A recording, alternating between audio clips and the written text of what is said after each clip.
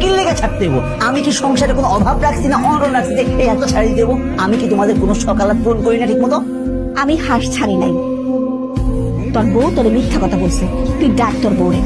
আরে সে বলতেছে তোমার নাকি বাতের ব্যথার সমস্যা, তুমি হাঁসের মাংস খাইতে পারবে না, আর তুমি কইতেছো কি আমার বউ মিথ্যা কথা কইতেছি। আমি আর কোনটা বিশ্বাস করবো?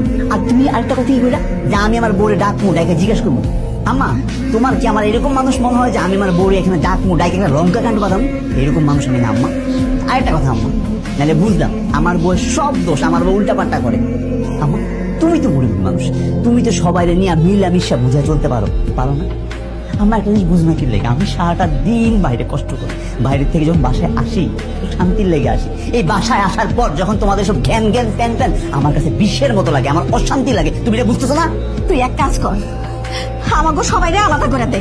পাইছো এক কথা, আলাদা করে দেয়। তোমার পুতে কষে কলে দেবো না, মাইয়া কয়ে লেখাপড়া ছেড়ে দিব, তোমার কিছু করলে তুমি আলাদা করে দাও।